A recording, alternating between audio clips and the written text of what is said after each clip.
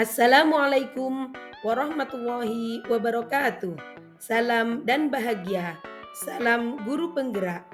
Saya Wildatus Sofia, calon guru penggerak angkatan 10 akan menyampaikan koneksi antar materi modul 1.1 dan modul 1.2. Koneksi antar materi kali ini saya akan menggunakan model refleksi 4P, peristiwa, perasaan, pembelajaran, dan penerapan. Yang pertama, peristiwa. Momen yang paling mencerahkan dan menantang bagi saya pada modul 1.1 adalah yang pertama, ketika saya mengetahui bahwa mengajar bukan hanya tentang bagaimana menyampaikan dan menyelesaikan materi di buku saja, namun mengajar adalah proses menuntun anak sesuai dengan kodratnya untuk menjadi manusia yang bahagia seutuhnya serta menumbuhkan karakter murid yang berbudi pekerti. Yang kedua adalah ketika saya mengetahui bahwa pembelajaran harus berpihak pada murid. Murid bukanlah objek pembelajaran. Murid merupakan subjek pembelajaran. Peran guru adalah menjadi fasilitator yang menuntun dan mengarahkan proses belajar murid. Momen yang paling mencerahkan dan menantang bagi saya pada modul 1.2 adalah ketika saya mengetahui bahwa sulitnya melakukan perubahan dalam pembelajaran adalah karena kita terbiasa dengan pola lama, teacher center. Ibarat gajah yang dibelenggu selama bertahun-tahun, ketika dilepaskan, dia akan kesulitan untuk bergerak, melangkah, menjalani fitrahnya sebagai seekor gajah.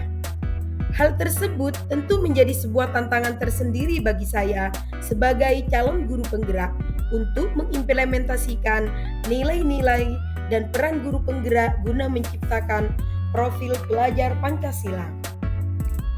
Kaitan antara modul 1.1 dan modul 1.2 yang saya pahami adalah pada modul 1.1 kita memahami bahwa filosofi Ki Hajar Dewantara mengajarkan bahwa pembelajaran harus senantiasa berpihak pada murid. Murid merupakan subjek dalam pembelajaran, sedangkan guru adalah fasilitator yang menuntun dan mengarahkan proses belajar murid. Pada modul 1.2 kita tahu bahwa nilai guru penggerak yang paling utama adalah nilai berpihak pada murid. Sedangkan nilai-nilai yang lain merupakan nilai pendukung yang menguatkan nilai utama. Dengan alasan bahwa ketika seseorang guru mengupayakan untuk mengutamakan kepentingan murid dalam pembelajaran, maka otomatis guru akan senantiasa melakukan refleksi guna memperbaiki proses pembelajaran yang dilakukan. Guru juga akan melakukan inovasi, kemandirian, dan kolaborasi guna meningkatkan kualitas pembelajaran yang berpihak pada murid. Yang kedua, perasaan. Saat momen itu, saya merasa bagaikan bangun dari tidur yang panjang. Saya tersadarkan bahwa apa yang saya lakukan selama ini kurang berpihak pada murid. Saya harus menjadi guru yang lebih baik lagi, yang menghamba pada kepentingan murid, bukan menghamba pada buku maupun administrasi belaka. Yang ketiga, pembelajaran. Sebelum momen tersebut terjadi, saya berpikir bahwa peran guru adalah subjek pembelajaran, teacher center. Saya menganggap murid sebagai objek pembelajaran.